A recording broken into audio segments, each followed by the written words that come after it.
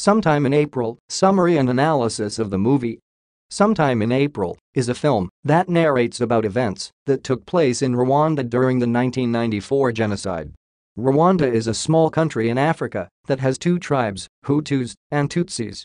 When the Belgians left Rwanda, power was left to the Hutus, who were the majority. When the Belgians were in this country, they preferred working with the minority Tutsis to the majority Hutu. Leadership positions were given to the Tutsis. This created a great hatred between the two tribes. The Hutus took over power, determined to exert their power over the Tutsis. When the world intervened, a section of the elite Hutus organized one of the worst massacres that has ever been witnessed in the world history. While the president of this country was signing agreement between the Hutus and Tutsis that was necessitated by the United Nations, a group of army generals were busy preparing the military and the militants for a secret mission that would result in a mass massacre. When the president left the meeting, his plane was shot down by unknown assailants. Both sides blamed each other for this massacre. Tutsis blamed the Hutus for taking away the life of a president who was a liberal, while the Hutus blamed the Tutsis for killing the president by virtue of his tribe. This sparked the war. Soon after bringing down the president's plane, a group of Hutus attacked the prime minister's house and killed her and some members of her family. Other massacres sprung out spontaneously in various parts of the country. The military generals were majorly the Hutus. The majority of foot soldiers were also Hutus. In a manner that showed some planning, the military split into two. The Hutu soldiers killed their Tutsi counterparts. Because they were the minority, they could not do much. During the first day of the war, over 8,000 people, majorly Tutsis, were killed. The country completely lost sanity as the two tribes viewed each other as enemies. The majority Hutu took control of the country completely. The mission of the Hutu military and the militants was to eliminate all the Tutsis.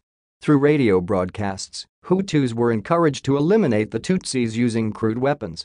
The presenters would refer to the Tutsis as Inyenzi, which is translated as cockroach. They would urge the Hutu militants to use machetes on them other than wasting bullets. The militants were supplied with machetes and other forms of crude weapon. The war spread very quickly. To ensure that the Tutsis could not escape to other neighboring countries, the roads were blocked very fast by both the militants and the soldiers. They inspected all travelers, and if anyone were identified as a Tutsi or a Tutsi sympathizer, he or she would be eliminated on the spot. The decision to watch this movie came out of the desire to know what transpired in Rwanda during the genocide. The movie brings out the whole scenario in a much clearer and elaborate manner. This movie is a direct criticism of the international society. The international society did not take any serious action to end this madness. The United Nations sent troops to release the whites who were trapped in this scuffle. With very strict instructions to follow, the soldiers rescued the whites, not attempting at all to rescue the Tutsis whose lives were more at danger than the Hutus. This clearly indicated that the international society failed to see the need to save the Tutsis from an imminent elimination. The marauding youths and soldiers would go to schools and churches, eliminating any Tutsi or their sympathizers who sought refuge in such places. This was happening while the international society watched from a distance. Augustine, the main character who narrates the story, lost his wife, who happened to be a Tutsi, his daughter Anne, and two sons. This was important to bring out the impact of the catastrophe. By killing the entire family of the main character, the producers created a scenario which allowed viewers to sympathize with those who lost their families. Analysis of the movie. Sometime in April presents us with an intriguing scenario. The war between the two tribes, as revealed in the movie, was inevitable. The producers keenly brought out this to reflect the real incidents that took place in Rwanda. There was a deeply rooted mistrust and hatred between the two tribes. Whereas the Hutus viewed the Tutsis as traitors who were used by the colonial government to frustrate the majority Hutus, the Tutsis viewed Hutu as greedy individuals who were keen on ensuring that they remain in power and deprive the Tutsis of their hard-earned wealth. Because of their strength in numbers, the Hutus ensured that they controlled the government with an iron fist against the Tutsis. The war started at a pace that was very alarming. According to the movie, over 8,000 people died each day. To an extent, the producers used liberty to make the movie more interesting. When the movie begins, we are left guessing who could have been responsible for bringing down the plane. Inasmuch as one might believe that Tutsi rebels wanted to create tension so that they could get the reason to start the war, there is much more than has been brought to the eye.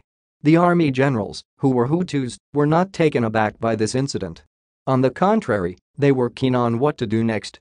The pattern of killing during this genocide showed a clearly planned massacre by both sides. The army generals were critical of the president for making many concessions. Although the movie does not categorically state which of the two sides was responsible, all signs point out to the possibility that those responsible were Hutu hardliners who were displeased with the president for giving in to the pressures of the international society. The producers have given both sides of the story a proper presentation.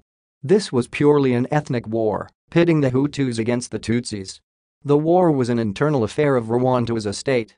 However, the response of the world powers was very poor. The United Nations was established to ensure that there is peace in the world, and it has the mandate to intervene in case there is a case of mass murder in a country, irrespective of whether the country is sovereign or not. However, the soldiers sent by the United Nations were keen to rescue the whites only. As it can be seen from the movie, the target was not the whites. There is no specific point when any side of the warring parties attacked the whites. Although it was justified to remove them from the country that was in flames, the main issue was to rescue the Tutsis who were dying in large numbers. To send troops to rescue whites was therefore a sign of lack of concern by the global society.